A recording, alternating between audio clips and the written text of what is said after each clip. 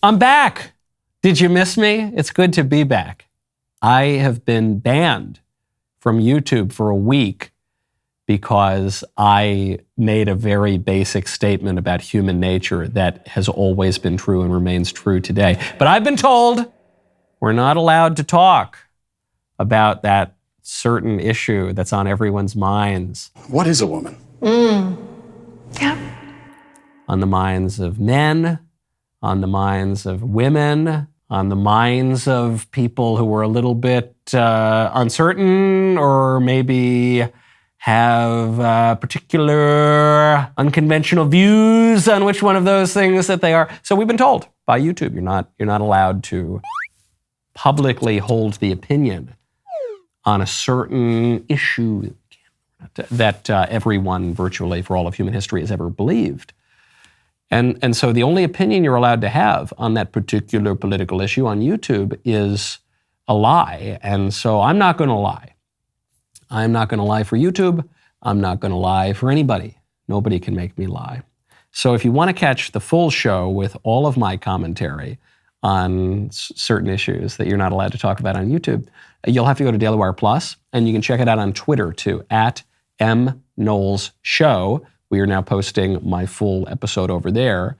But we've had a whole week of shows here, and our producers have found the very finest highlight reel of the stuff we're allowed to say on YouTube to present to you right now. I've missed you. It's good to be back. Things are not looking great for Trump from a legal perspective right now. The reason for that is not just the crime that they're alleging that Trump committed, not just the quality of the crime, but the quantity.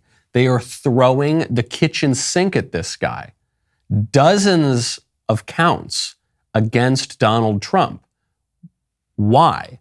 Because if even one of them sticks, as Jonathan Turley, the often pro-Trump law professor and legal analyst, points out, the man could die in prison. The problem is that he's got to run the table. He's 76 years old. All the government has to do is stick the landing on one count, and he could have a terminal sentence. You're talking about crimes that have a 10 or 20-year period as a maximum. The evidence here is quite strong. Now, we haven't heard their other side. Generally, these indictments are a lot stronger on the day they're issued than the next day. So they may be able to knock down some of these issues. But some of this evidence is coming from his former counsel. And these are very damaging statements that have been made against him. It may be hard to move those. The fact is, both things may be true. Yes, the Department of Justice may have been out to get him, but he made it easy. I mean, if you look at what is being described in this indictment, confronted with someone that he felt was trying to get him, he couldn't have made it more easy for them to do so. He made it easy. And maybe he did. Maybe he did. Donald Trump is not one to go along to get along, to be pushed around, to slap backs and cozy up to the political establishment and wait his place in line. That's not what Trump does. That's not why he got elected. That's not how he became famous. That's just not in the guy's bones. And so Turley, who has long defended Trump, says, yeah, maybe the DOJ is out to get him, but maybe he made it easy for them to get him. Okay. But I don't really care about that last part, because they would have gone after him for something. They would have indicted a ham sandwich if that ham sandwich's last name was Trump. They've been trying to get him on completely spurious charges, totally made up in some boardroom at the FBI, or actually more likely in the Clinton campaign, since 2016. And now maybe they get him because he moved a box of documents from one room to another. Joe Biden keeps documents all over the place underneath his Corvette where his degenerate son, degenerate seems to be the word of the day, because it describes our ruling class. Joe Biden keeps these documents in multiple states, going back to his time in the Senate, when he had no right to declassify this on a whim. Nothing happens. Hillary Clinton has contemporary classified information on a server, easily hackable, no consequences whatsoever. So I appreciate Jonathan Turley's analysis. I'm sure he's right. But I don't want to hear this from any of Trump's advocates. I certainly don't want to hear this from any Republican or conservative who's trying to figure out what we do now about this case. I don't want to hear, well, they might have gotten him. No. When Trump said I could shoot a guy in Fifth Avenue and I wouldn't lose one vote? I'm basically there at this point. And I'm not there even because of any intrinsic quality about Trump. I'm there because of how corrupt our political establishment and legal establishment are, that they would go after Trump as a little wrench in the gears. Trump as this weird outsider who kind of broke the rules, and they're going to try to kill him for it. They're going to try to have the man die in prison for it, and I just don't like that very much. Trump, for his part, he says he's never going to leave. Interview in Politico, he says, I will never leave. Look, if I would have left, I would have left prior to the original race in 2016. That was a rough one. In theory, that was not doable. But it's kind of funny. Trump, in this quote, uses the word that I've been using all day long. That was not intentional that I followed him. He said, these are thugs and degenerates who are after me. So true. Now, the question for Republicans is, do we just finally need an alternative? Is that it? Does Trump just have too much baggage? Are they just after him too hard? Is there no way to overcome the attacks on him? Do we need an alternative? Danae Benton, who is some Broadway person, gave us the answer to that question the other night at the Tony Awards when she referred to the number 2 guy in the Republican race for president as, I'll let her put it in her own words.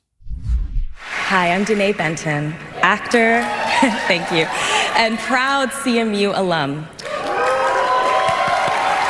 Earlier tonight, CMU and the Tony Awards presented the 2023 Excellence in Theater Education Award. And while I am certain that the current governor of my home state of Florida will be changing.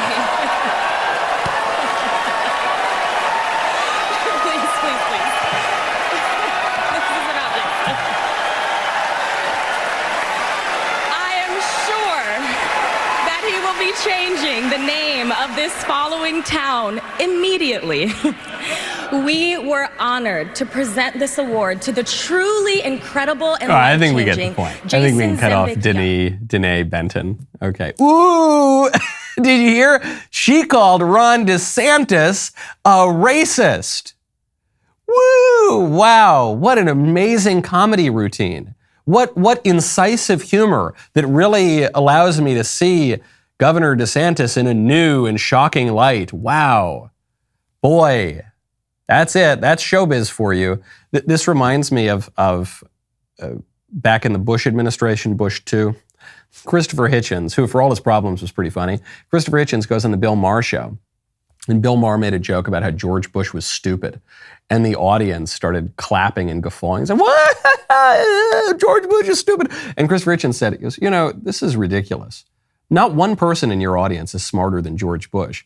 He said, George Bush is a rather intelligent person, and the George Bush's stupid line is the joke that stupid people laugh at. And the audience started booing him, and then he flipped them all off because he didn't really care. That's how I feel here. Ooh, hey, I got one for you. Ready? I'm going to speak truth to power and be really funny. Ready? Here we go. Republicans are racist. Bah! Yeah, okay. So, regardless of what this says about the Dems and the Libs and the showbiz people, this also tells you what the race is going to look like, no matter who gets the nomination. Any Republican who gets the nomination will be Hitler. Any Republican. Maybe you prefer Ron DeSantis right now because you think DeSantis would be a better nominee. Totally fair argument. Great. Have that argument all day long. But if you prefer Ron DeSantis or any other Republican because you think he's clean and the Democrats aren't going to hate him and the Democrats aren't going to wield their massive political power to convince the centrists and the moderates and the squishy libs to hate him, you are out of your mind. Ron DeSantis will be super duper mega Hitler if he becomes the nominee. Asa Hutchinson will be super duper mega Hitler if he becomes the nominee. Donald Trump is, far from being the most extreme, obnoxious, shocking, terrible, fringe candidate we've ever run, he's one of the most acceptable to the liberal hordes that we've ever run as a Republican Party. Donald Trump was a network television star for 15 years.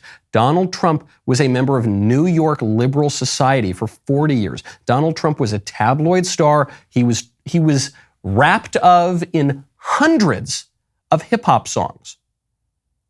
You do not get any more mainstream acceptable to the liberal culture than Donald Trump. And they turned him into Mega Hitler. And they're going to do the same thing to anybody. Notice, it's not even that they said Ron DeSantis is racist. They said he's the grand wizard of the Ku Klux Klan. Okay? For years, liberals have told us we need to listen to the children. And I've always been a little skeptical of that advice, since children as a rule are ignorant and irrational. Today, however, as our ruling class is now more ignorant and irrational still, I'd have to say that the kids are all right, especially the kids of Marshall Simons Middle School in Burlington, Massachusetts. Intolerance and homophobia are unacceptable. This type of intolerant rhetoric starts in the home. Parents angry at town hall over intolerance at Marshall Simons Middle School. Kids were asked to wear rainbow clothes in honor of Pride Spirit Day, but some organized a counter-protest wearing red, white, and blue or black. The principal sharing a statement to families that Pride posters were ripped down, stickers ripped up. Some students chanted "USA are my pronouns," and students showing Pride were intimidated. It was an unruly disruption, in fact, that was organized ahead of time. While some parents were upset, others say it was overblown. Some of the kids threw the stickers on the ground. But, I can only speak for my daughter. She didn't want to wear that to school. It's not that she wanted to hurt anybody's feelings. She says her daughter felt coerced to participate in the Pride event and was offended by some of the messages, like this quote from Tennessee Williams. Human heart cannot be straight. It is curves and winds. And my daughter just kind of said, Mom, that's offensive to me, who I am straight. Yeah, that flag is offensive to all normal people. It is a symbol of pride, the deadliest of the 7 deadly sins. It obviously has no place in a middle school classroom. This pushback offers a glimmer of hope, especially because this incident did not take place in Tennessee, didn't take place in Texas. It took place in Burlington, Massachusetts, 12 miles outside of Boston. People have had enough. Not just the stodgy old conservatives, the youths too. Not just the red states, but in liberal towns, in bright blue counties, in reliably Democrat states. We may or may not already be too far gone. The government might be too unresponsive to the people. Only time will tell. But for what it's worth, today, all evidence shows that the American people are becoming much more socially conservative. Now, speaking of beverage companies, there's some great news that has come out of Starbucks, of all places. And there's great news on the pride front, but there's great news even on the racial identity politics front. And it's coming out of Starbucks, a company that I feel now somewhat vindicated that I have defended tepidly over the years. Starbucks has just gotten into trouble among the libs because allegedly it ordered its stores to get rid of all the rainbow merch during Pride Month. And it's a little unclear. Starbucks Corporation is denying that they did that, but the Starbucks union is saying that they did in fact do that, and whatever, I hope they did that.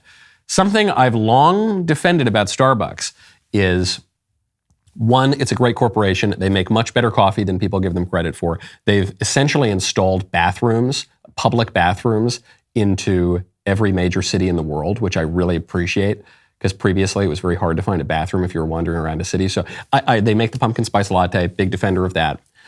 But one thing Starbucks has done is they seem very liberal without totally going over to all the kind of liberal craziness. For a while, people accused Starbucks of donating to Planned Parenthood. That wasn't really true. They agreed to match employee donations to certain nonprofit organizations, one of which was Planned Parenthood. So even there, it's not like Starbucks was writing big fat checks to Planned Parenthood, as a matter of corporate policy, to say we support abortion or something like that. But putting the pride thing aside, there's an even better story coming out of Starbucks. A white Starbucks employee was just awarded $25 million over race discrimination. A federal jury just awarded a white Starbucks regional manager who was fired after staff at one of her stores called the cops on 2 black men who were loitering in 2018. They just awarded her over $25 million because they found that Starbucks fired her because of her race, because she was white. This was not an ambiguous ruling. It was a unanimous ruling. The court awarded her $25 million in punitive damages and $600,000 in compensatory damages because Starbucks violated Jersey law and Title VII of the Civil Rights Act. So true, so good. What happened here? Well, after that incident where there were some black men who were sort of loitering in the store and they weren't really ordering anything and they were ordered out and they wouldn't leave, and then finally someone called the cops on them. After that, there were all sorts of big exploitative racial grievance protests, and so Starbucks really wanted to clamp down. And so this woman observed that Starbucks started punishing white employees and urged 175,000 employees at 8,000 locations to undergo sensitivity training, would fire white employees over very, very minor issues, if those issues even occurred at all, whereas they would not fire employees of other races. So anyway, now this woman is vindicated. We need a lot more of this. We need a lot more of this. We need a lot more of white people suing for discrimination on the basis of race. We need a lot more of straight people, whatever, like people who have normal sexual views and identities and behaviors, to sue on the basis of sexual discrimination. We need more Christians to sue on the basis of religious discrimination. We need more people of the politically disfavored groups to wield the civil rights law in our favor, because right now civil rights law is used as nothing more than a cudgel to attack politically disfavored groups. In this case, men, people with ordinary sexual behaviors, white people, Christians, right? We need to wield that in the other direction. It's unfortunate that this is what it's come to, but I predicted this. You know how much I hate to say I told you so. I predicted this.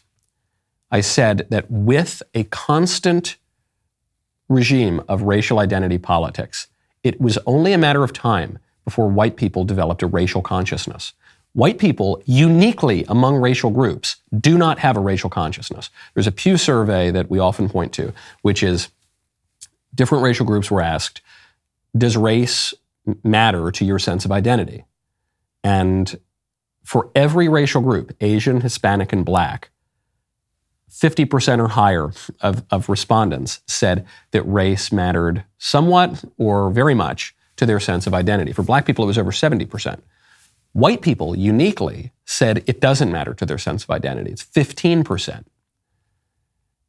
And a consequence of this has been that white people have been systematically discriminated against on the basis of their race in college admissions, in employment practices like we just saw out of Starbucks, throughout the culture. It's not only the only group that, as a matter of law, you can discriminate against, though to some degree Asians can be discriminated against too, but it is the only group for whom it is socially acceptable and even encouraged to insult, to malign, to diminish.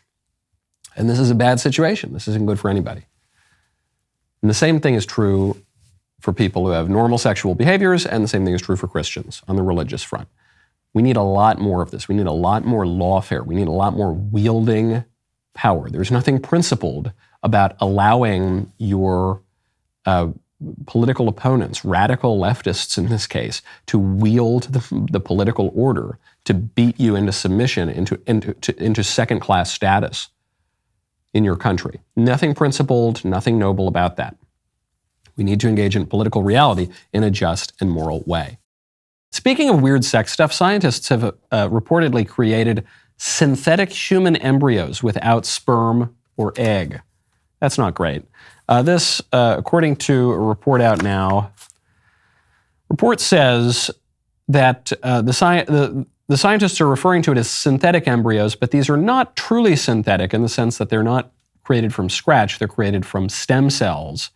And he said they're doing this because if you want to understand really what's going on as embryos develop normally, or when things go wrong earlier, leading to a miscarriage or certain congenital disorders, for example, then people have had to use embryos that are donated for research, which are left over after in vitro fertilization. So let me translate that clinical gobbledygook into reality.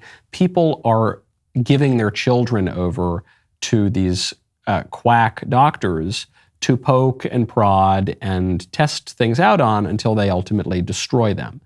The embryos created for in vitro fertilization are human beings. They're human persons who are created by people who undergo an immoral process to create their babies. And then a result of this, and I know a lot of people engage in this process, and a lot of them don't even pay any thought to what the process looks like. They just think about their children who come out at the end of this process, and they love their children, and so they say, okay, whatever it took to create these children is worthwhile. And no, you can value good ends of processes without justifying the immoral means that it took to get them, and the immoral means here is IVF. And so they say when we want to experiment on little tiny babies, little embryos, we usually have to do it by taking them from parents who don't want the rest of their kids. But now we get something even better, which is we can create these human embryos from scratch, or almost from scratch, and then we can test things out on them. It reminded me of an article I just saw in the Daily Wire. 3,000-year-old mummy offered as human sacrifice discovered in Peru. You read that and you say, wow, it's pretty amazing how they know it was offered as a sacrifice. Okay, because maybe some of the ritual stuff around it. And isn't that crazy? People used to have human sacrifice. And then you read stories about weird cults that still exist in different parts of the world today, and some of which still practice human sacrifice. You say, man, that's so weird. We live in modern fancy society where we have iPhones and stuff. And isn't that crazy that in other primitive societies, they used to sacrifice human beings? And then you read stories like that, like the scientist embryo story, and you realize, oh, right, we still do that. In fact, we practice more human sacrifice today than any people ever throughout all of human history. We practice it through abortion, which kills about 800,000 little babies per year and sacrifices them to the gods of career and money and individuality. And we also sacrifice little babies on the altar of science and progress, and to give ourselves greater fortune and health. Well, we have to sacrifice the babies. We have to create these babies and sacrifice these pure little babies, because then we might discover the cure to an illness that affects us, and maybe we'll get to live for another 6 months or 6 years, who knows, maybe a long time. We keep doing the same thing. And the reason we keep doing it is that human nature never changes. And the reason that we don't even realize that we're doing it is because human nature never changes. And it's very easy to delude ourselves about the immorality of the things that we engage in when we think that we're going to get some kind of a material benefit for it. We've been doing that for all of human history, and we do it still today. And we flatter ourselves that we're so advanced now that we don't do it anymore.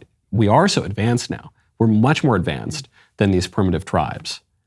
And the scary part is the more advanced we get, the more wickedness we engage in. We can also engage perhaps in more good, but when we engage in evil stuff, we can do so to a far greater degree than some random tribesman in 1000 BC Peru. Speaking of technology, big tech platforms in our dystopian future, Elon Musk, CEO of Twitter and many other platforms and companies rather, says that we need not fear the cyborg future, because the cyborgs are already here. We are already cyborgs, according to Elon. He says, we're already cyborgs. Our memory is overwhelmingly outsourced to computers. They remember everything with extreme precision down to the pixel. Our thinking is much less outsourced, as there are still many things we can do that AI cannot for now. It's a really important insight, because yes, we're all afraid of the chip going into our brain, getting plugged into the matrix, wearing some stupid headset or whatever, and walking around like robots. But in many ways, we already are cyborgs. How much of your day do you spend like this? Looking up important information, communicating with people through this. It's true, you just hold this phone device in your hand, But would it really be all that different if the phone were just stitched to your hand? Would your life really be all that different? How about people who wear the iWatch? How about people, well, no one really wears those stupid goggles yet, but soon people will. How much of your day are you focused on these things? And how much do you rely on them for? And what does that do to your humanity? I remember when I was in high school, I was told that we are more knowledgeable than Socrates. That we today, because we have all this information at our fingertips. Socrates didn't have that.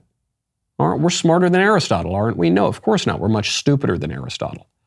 Because as we've come to rely on this technology, we memorize things less. That's Elon's point.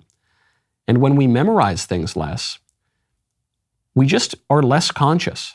This is why it's really important. I highly recommend you take a moment, memorize a poem, memorize some lines of a play or something like that. It's a really important exercise because then you'll be able to recall information. When you encounter a work of art, let's say in a museum, you see a guy in a hair shirt eating bugs, you can remember that is probably referring to John the Baptist because you've read something else. You've read the Bible and you've seen other works of art. You've actually engaged with this yourself. The alternative to that is we outsource all of our memorization, and to some degree we outsource our thinking to computers. And then we just deprive ourselves of culture and humanity. And we become basically nothing other than consumers, which is what the ruling class wants us to be. That's what the corporations want us to be. That's what our political masters want us to be. That's what the people at the top want us to be. They want us to be mindless consumers. And this is something that is pushed not just by the left, it's also pushed by the right. The right that has made an idol out of, say, the free market and consumer choice, the right that has put that cart before the horse, they've done that too. And I think of when I have a moment free, what do I want to do? I want to smoke a cigar maybe, I want to have a drink maybe. I also want to strum my ukulele or play some other musical instrument. I also want to read a book. I also want to maybe paint. I'm a very bad painter, but I kind of like doing it. And I don't even have that many hobbies. People used to have much more serious hobbies. I have relatively few hobbies. Many people have fewer hobbies even than I do. And so what we become in that case is just passive consumers. And I strongly suspect that the uptick in depression, the uptick in alienation that people feel in society is because of that, because they're not engaged in human pursuits. They're just consumers. And eventually we just get fat and lazy and tired and bored of the things that we're watching. Everything has a cost.